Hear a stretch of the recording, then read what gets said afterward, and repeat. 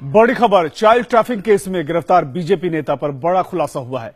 BJP नेता पर नजर रखने के लिए सीआईडी अफसर साधु बनकर मंदिर में छुपे थे। एक अफसर नन बनकर रह रही थी।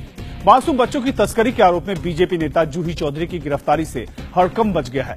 पूछताछ में जूही चौधरी ने बीजेपी के कई बड़े नेताओं के नाम लिए हैं, जिससे बच्चों की तस्करी का ये गोरख धंधा बेहद हाई प्रोफाइल हो गया है।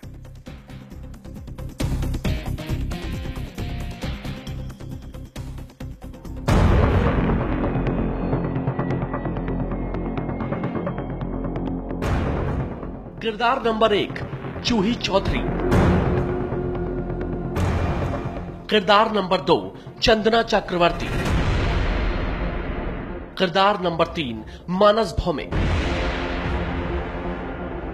इन तीनों किरदारों का पूरा परिचय हम आपको कराएंगे, लेकिन आपको पहले बता दें कि इन तीनों की गिरफ्तारी से पश्चिम बंगाल के जलपाईगुड़ी में चल रहे बच्चों की तस्करी के एक इंटरनेशनल रैकेट का पर्दाफाश हुआ है।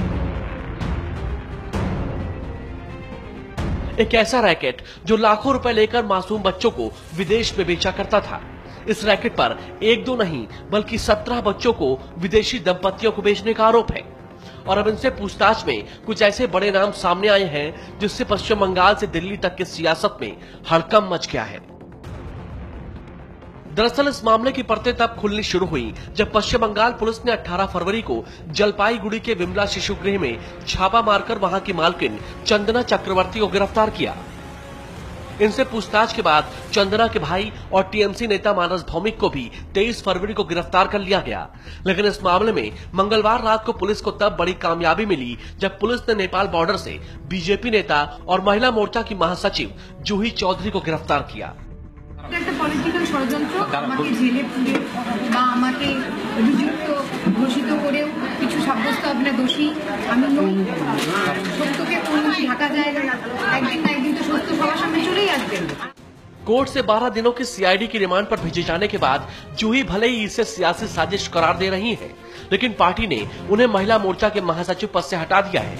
सूत्रों की माने तो इस मामले में सबसे लेटेस्ट ट्विस्ट ये है कि मुख्य आरोपी चंदना चक्रवर्ती ने बीजेपी सांसद रूपा गांगुली और बीजेपी के राष्ट्रीय महासचिव कैलाश विजयवर्गीय का नाम भी इस मामले में उछाला है।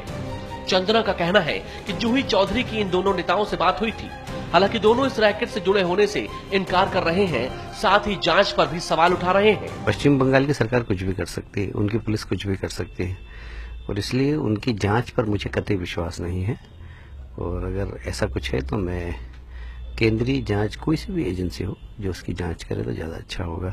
जुडिशरी है, इतने घिनौने चार्ज हम पर लगाए जा रहे हैं, हमारी जूही पर लगाए जा रहे हैं, इतनी छोटी लड़की पर ये भुगतना पड़ेगा उनको।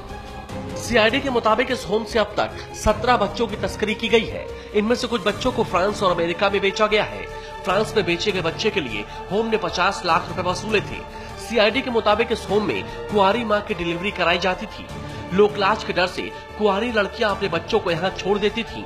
बाद में होम से इन्हीं बच्चों को विदेशी दंपतियों को बेच दिया जाता था। पहले जूही चौधरी और अब बीजेपी के इन बड़े नेताओं के नाम सामने आने के बाद यह मामला बेहद हाई प्रोफाइल हो गया है। सीआईडी सूत्रों के मुताबिक बीजेपी नेता जूही चौधरी इस होम को सरकारी अनुदान दिलाने के लिए चंदना चक्रवर्ती को लेकर 2 बार दिल्ली में बीजेपी के नेताओं के पास आई थी।